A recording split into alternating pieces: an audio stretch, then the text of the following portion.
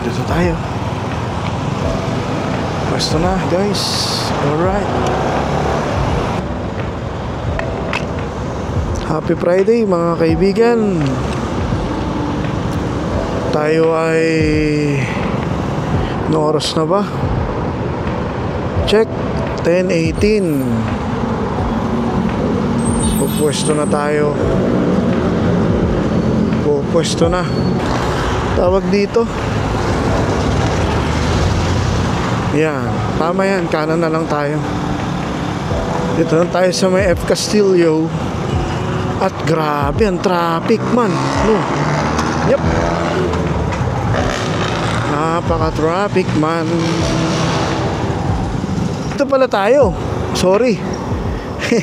Mali. Dito pala tayo. Oo, dito pala. Oo.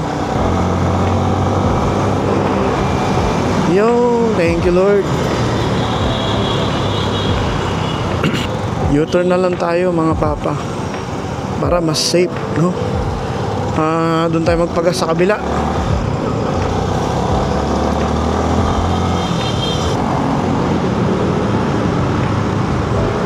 Dito na tayo dadaan sa ano. Saan ba tayo pwedeng dumaan? Anonas. Magkamya sa Anonas na lang tayo, no? Para medyo safe, no? Safe. Hop, yeah. Tawag dito. Well, mahilig talaga ako sa ganitong klaseng motor, no? Sa sniper, no? Di ba sa panahon natin ngayon, sa era natin, era ng mga maxi scoot, mga scooter, maxi scoot, ganyan, adventure scooter, di ba?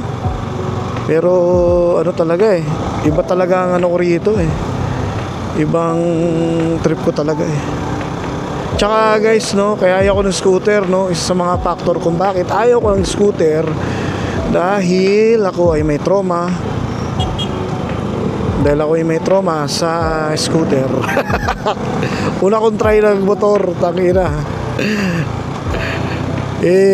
Sabi sa akin alali lang sa acelerador putang ina. Siyempre ako, bagito pa ako nung araw na nasagad ko yung throttle. Buti na lang sa awa ng Diyos, hindi naman ako nasemplang. Putang ina, laki ng truck, kakap lang. Hip.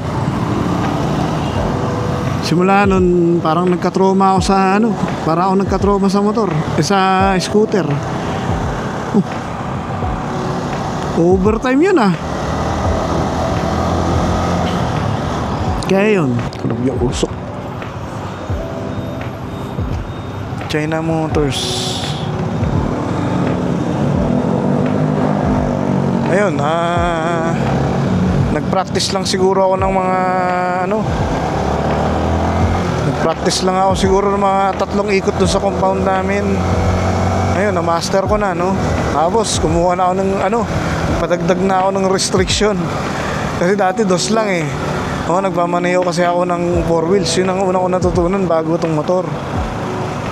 Padagdag ako ng restriction. Medyo maluwag pa noon dati sa LTO, no? 1 ikot lang, okay na, pasado na, wala nang problema. Tapos yun, kinabukasan, kahit di pa ako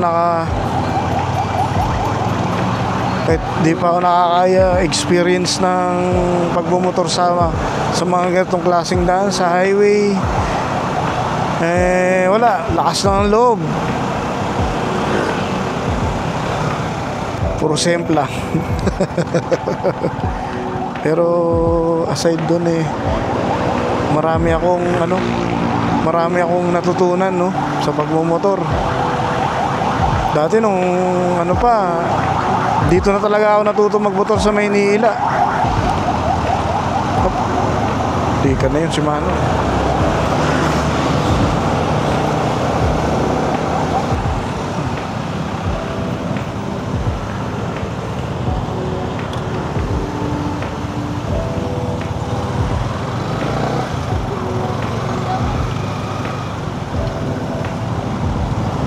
Iron Ayos. Yep. Yep, thank you.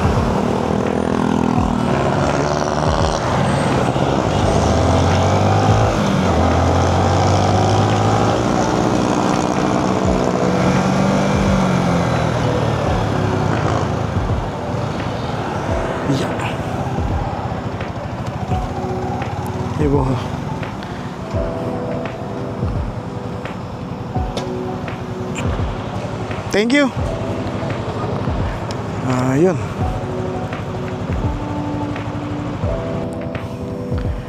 Ayun. Let's go.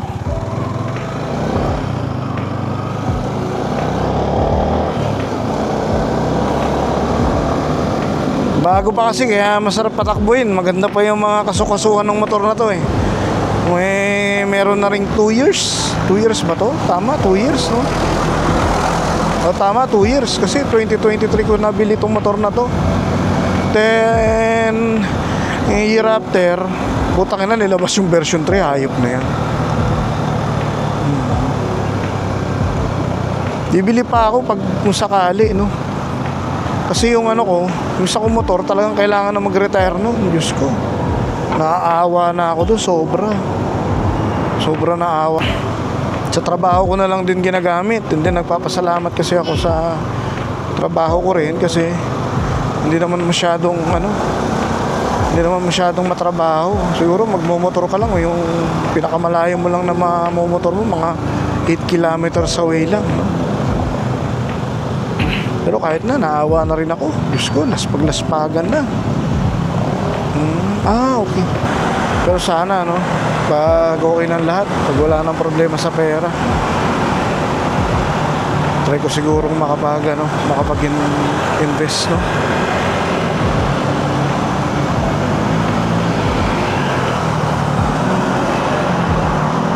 Anong oras na? 10:32. Grabe, oh. Honda Civic.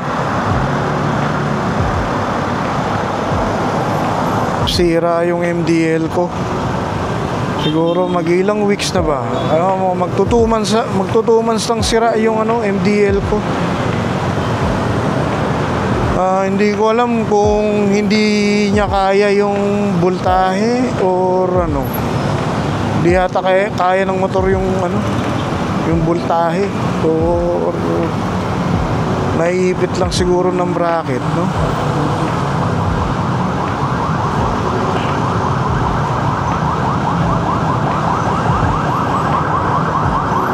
Yes, it is.